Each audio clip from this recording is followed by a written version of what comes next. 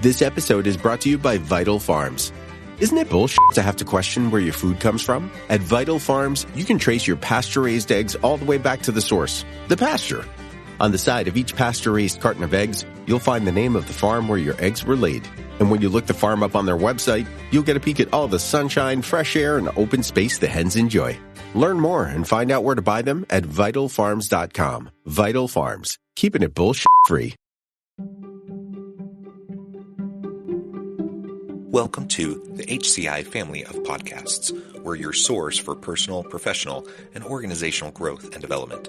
We share our own original research, explore industry trends, and interview executives and thought leaders from across the globe. Join us for practitioner-oriented content around all things leadership, HR, talent management, organizational development, and change management. Maximize your personal and organizational potential with the HCI family of podcasts.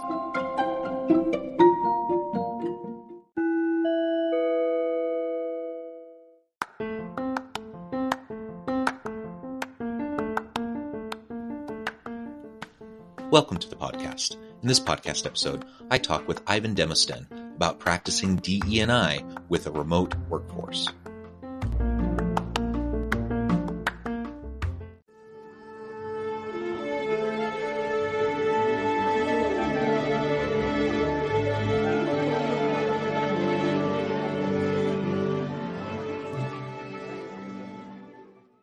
Yvan Demosthenes, welcome to the Human Capital Innovations Podcast.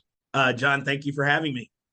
It is a pleasure to be with you today. You're joining us from the Cincinnati area. I'm south of Salt Lake City in Utah. And today we're going to be talking about diversity, equity, and inclusion, generally speaking, but specifically within a remote workforce and within the recruiting function. I'm super excited to pick your brain, and I appreciate you taking time out of your busy schedule to share your insights and experience with me and my audience. As we get started, I wanted to share Yvan's bio with everybody. Yvan Demosthenes is the CEO at Hamilton Demo. Hamilton Demo sources game-changing talent, qualified, proven professionals who will propel your business forward. Now, Yvan, is there anything else specifically you would like to identify or highlight from your own personal background, professional context, before we dive into this DEI conversation? Yeah, thank you, John. Definitely, in addition to that, my entree into the DEI world was through human capital, working with career builders. So I've been in the recruiting, human capital space, talent acquisition space for 18, 19 years, almost 20. And along the way, helping large companies, really, organizations all the way up to 1 million employees globally, attract talent and create strategies for their diversity attraction as well. So I've been having a lot of fun. It's never boring, to say the least.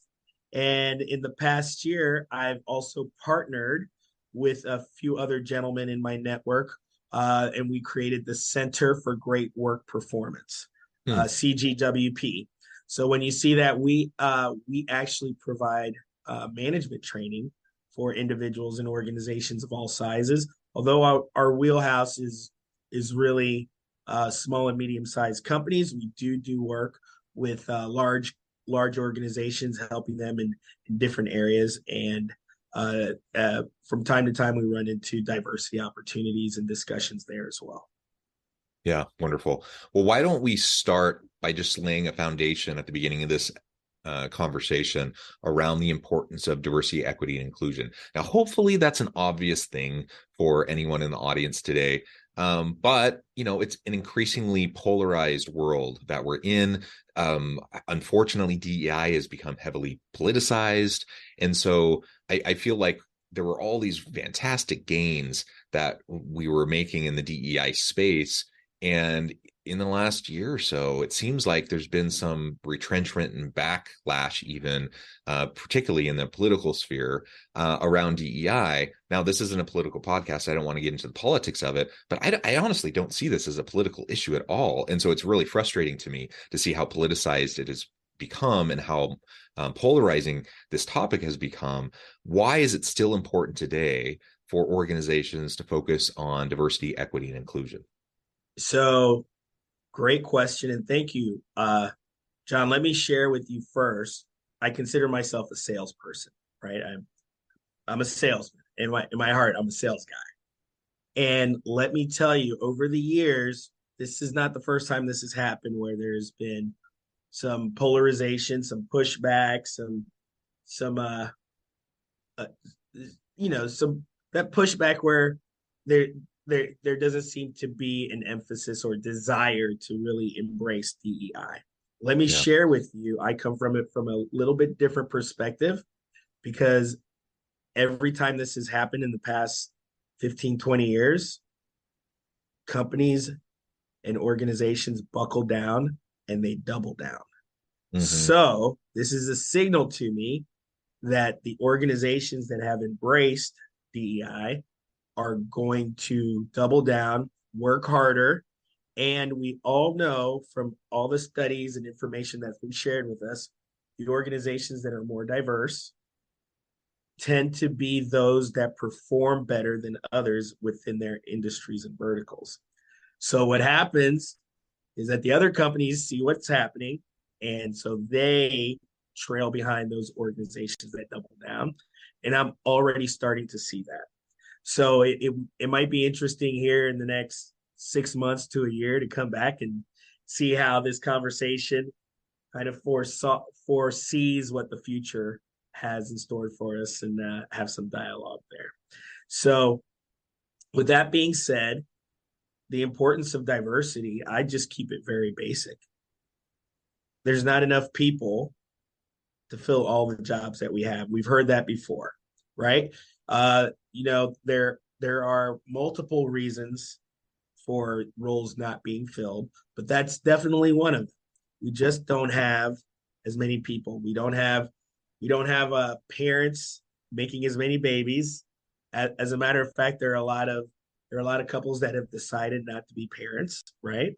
Mm-hmm. And however you feel about immigration, before we were born and when we were younger, immigration was a pipeline into the country that really cultivated that manpower for future jobs, right? So we're only touching on the tip of the iceberg, but diversity becomes even more important, because companies without diversity are only focusing on a fraction of the population. You've got your entire workforce, and if you have a strategy that only targets 50, 55, 60% of the workforce, then you're already starting from behind a rock.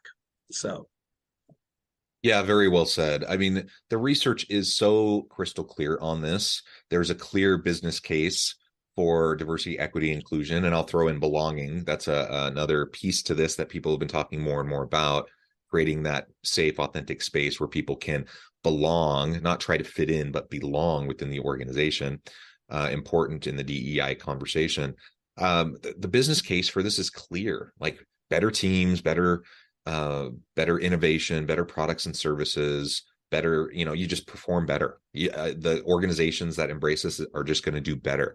And of course, there's a human case to this too. It's not all about the dollars signs and the bottom line. It's the right thing to do for people as human beings, treat each other with dignity and respect. So definitely every organization should be embracing DEI. And given the political landscape, I get why some organizations have become hesitant around it, but you are going to lag, you are going to fall behind. And you highlighted one of the key pieces here that is just really important to drill down on, and that is, why would you limit your talent pool artificially? Why would you keep great people away from your organization because you aren't an inviting place where anyone and everyone would want to go and work? It's crazy in this day and age with the hyper competition for talent, and everyone's dealing with shortages, and we have skills gaps everywhere. Like, why in the world wouldn't you take skilled, qualified, capable people from wherever they may come, from whatever background they may come, to help your organization succeed? It's really silly that you wouldn't do that, right? And so wonderful. So I think that lays a good foundation for this overall conversation, and it leads into the next piece, and that is the remote workforce. Of course, during the pandemic, organizations were forced on a dime to switch to remote work. Of course, there were remote organizations prior to that, and there were people that had worked remote, for a really long time. Telecommuting's been a thing for forever, and there have been people who have worked remotely for a long time. But the mass adoption of remote work was not there, and many organizations had really resisted those technologies or that kind of modality of work. And so everyone was forced into it. And for better or worse, people then became accustomed to it, and they learned how to do it more effectively. But fast forward a few years, and now we have organizations doing back to work mandates, like we need you back in the physical office. And there's pros and cons to all of this, right? From a remote, face-to-face versus hybrid work dynamic, and we could have a big conversation just around that piece alone. But I want to focus in on the DEI aspects of remote work, because this is one of the things that was, I guess, really a positive unintended consequence of the pandemic and of this movement towards more remote work or hybrid work, is it opened up a lot of opportunities for a diverse workforce who may have previously not been a great fit for an organization due to geographic location, due to limitations in their schedule that really were prohibitive towards them commuting an hour and a half each way, and then spending tons of hours in the physical workplace when they had other life issues or family responsibilities or whatever the case may be, right? Maybe you can speak to us a little bit about that piece, about how the move towards more remote work and hybrid work has helped in the DEI space. Yeah, of course, because let me just share with you, as you alluded to, I was one of those individuals who had the opportunity to work remotely for years. So I was at my company's office working hybrid for many years, going back to 2005, right? Mm-hmm. And then I was fully remote and have been since 2008. And let me tell you what I realized, John, is it's not for everybody. But Yeah. for those that it is for, I think one of the great things that the companies that have embraced it then and now, they realize that these individuals that work remotely for their companies are more productive. And I personally realize that from me, because work is important to me. I want to succeed. And when you work remotely, you're working 24/7. That computer is there with you all the time. The phone is with you all the time. Your clients are able to access you 7 days a week. And you've got the whole day to manage your schedule. So you find yourself working with your kids around in front of the TV, sometimes while you're eating dinner. Yeah, you can go for a walk. You may be able to run errands, but when you have 24 hours a day to complete your task and do other work to get you ahead, I find that that's very conducive to that productivity. And I think with companies embracing that now, it allows for that diversity strategy to go to places that they never thought of before. So a company in Utah that is now embracing remote access, remote employees, now they can look to New York. Now they can look to Philadelphia, Atlanta, Dallas, Chicago. I'm talking about the big cities first, because those usually are the ones that come to mind first, right? You've got those huge centers of talent. Yeah. And often the conversation was, oh, if only we could get someone from New York, Charlotte, Chicago to move to where we are, that would be ideal, but we can't. Now we can, right? You can have that talent, you can have that brain power and that knowledge, which is a game changer. So it really allows for your company to really get the next level if that's what you desire. Enhance what you already have, and just create a foundation for that growth to support your clients moving forward. Because now you can expand your services by that intentional Yeah. strategy of embracing diversity. Yeah. And the bottom line is, when you embrace remote work or some form of hybrid work, and you're willing to have people who are outside of your geographic sphere, your proximity to your office space, it just opens up a whole world of possibilities. Like literally the entire world then becomes your potential talent pool. Now, Yeah. obviously, there's some limitations. You need people with the right technologies, and time zones can sometimes play into this, and sometimes it's challenging. But honestly, when we talk about distributed teams and tapping into talent anywhere, you identified the talent markets in these big metropolitan areas. Certainly that's the case.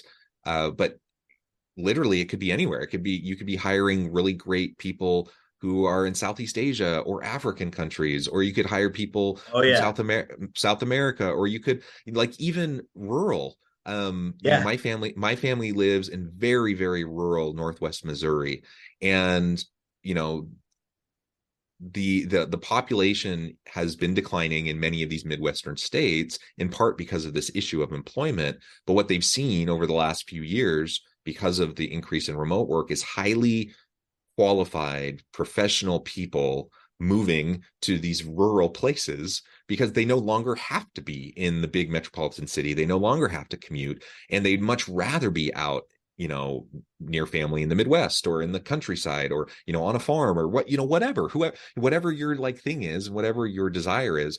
No longer do we have this constraint to be in physical proximity. I've talked to so many people who are in the tech scene in Silicon Valley, for example. Talk about a brutal place in terms of commuting, in terms of cost of living. It's a dynamic place, a wonderful place for a lot of reasons. But I've talked to so many people over the last few years who still work for these companies, but have moved to other places that are just more conducive to what they desire in terms of their work-life integration, work-life balance, and some of those sorts of things. So there's all these different pieces going in here. And the bottom line is, is it right for everyone? Is every employee going to be a good fit for remote work? Of course not. Yeah. Yeah. Is every organization, every job type perfect for remote work? Of course not. But where it makes sense, and if we can challenge our preconceived notions about what's appropriate, and like actually ask ourselves the question, and when it makes sense, if we can open it up to recruit people from anywhere who might have the skill set to help us be successful, inevitably that's going to have a DEI component to it, because now we can tap into, those working moms who are trying to juggle kids and school and work. We can tap into people who come from various cultural and national backgrounds, and different race, ethnicity dynamics, because we can hire from anywhere, right? Like, all of a sudden it really opens up the opportunities we have to hire and recruit with a real diversity, equity, and inclusion emphasis.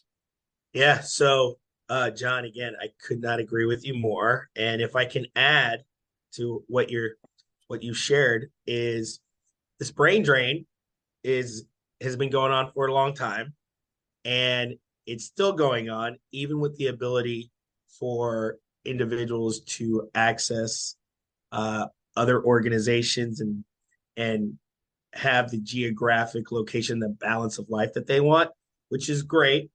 But I think what that allows is for employers to look at the brain drain differently, because before we had to have people come to us. Now Yep. they don't have to come to us. And so I'm really excited about the future as well, because as this develops, the diversity not only pertains to recruiting, but it's also going to pertain to the development within organizations. So, hey, how about Tom in Charlotte?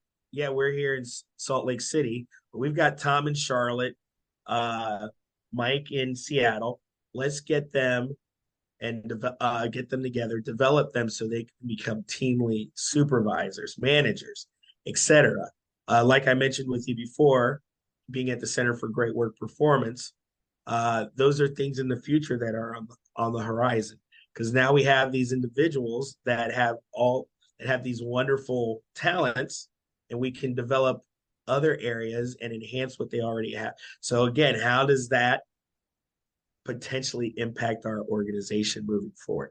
How does that strengthen our foundation for future growth and future development? And that is in the career and professional development of those individuals that you have. So I'm super excited because DEI will just continue to grow and develop into ways that we can't even imagine yet. Yeah, great. And let's talk.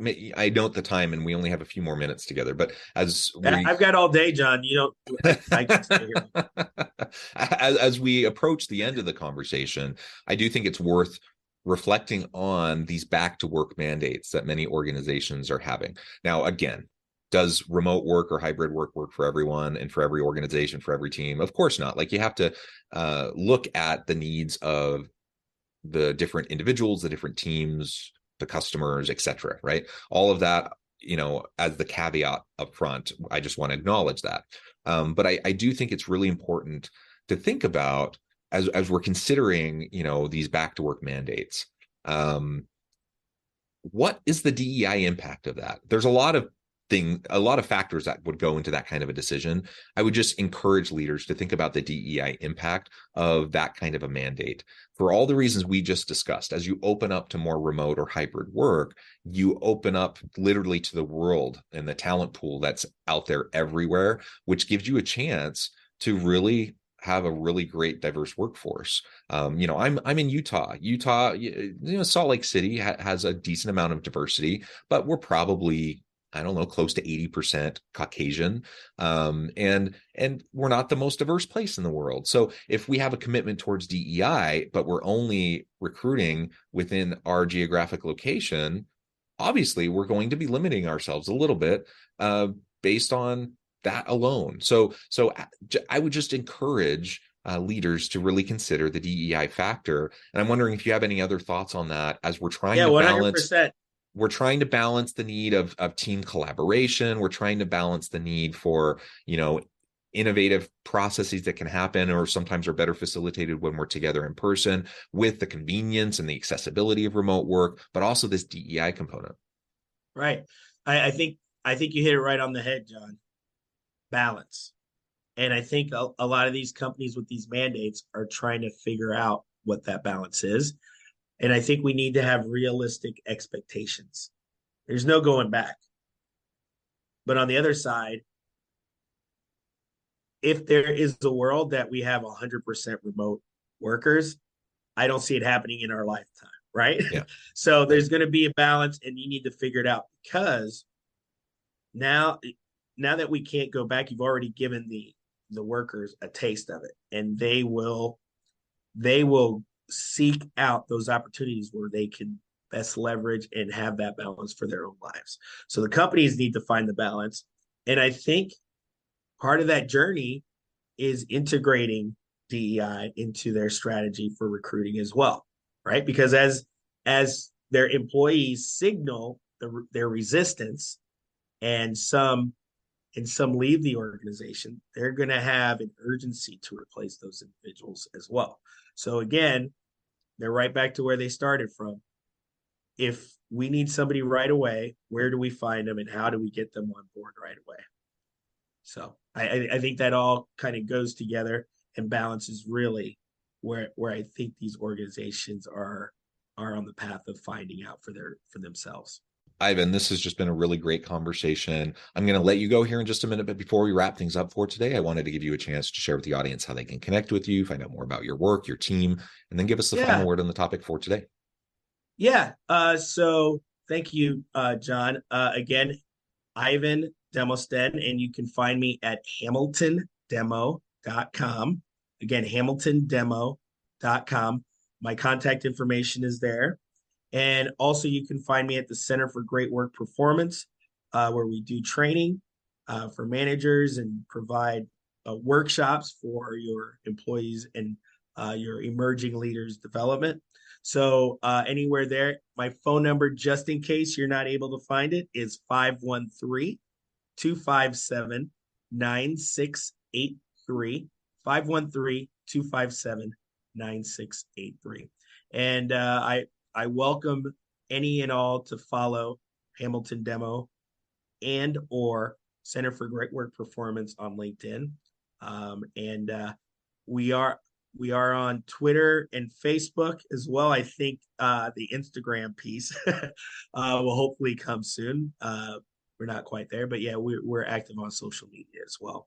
And parting words, I will say, as we talked about development, John, and organizations got away from it for a while, and now they're getting back into it, right? They're finding individuals, and a lot of times they see the potential, and so they're looking to provide that work schooling, that work learning to have them grow with the organizations.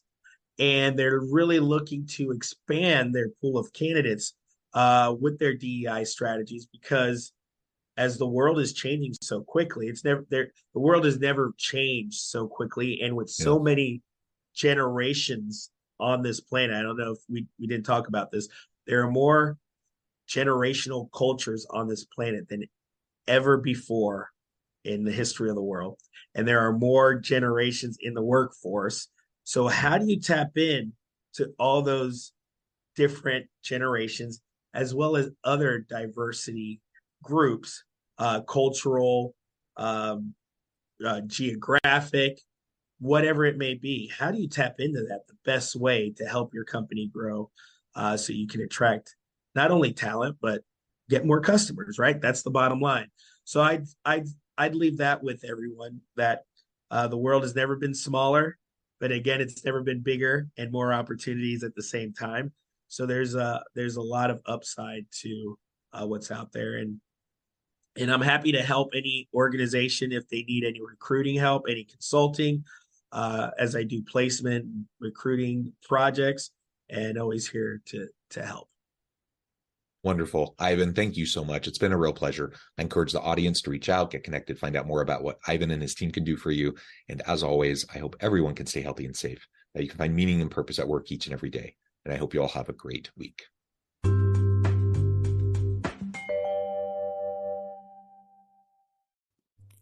Thanks again for joining us for this episode of the Human Capital Innovations Podcast.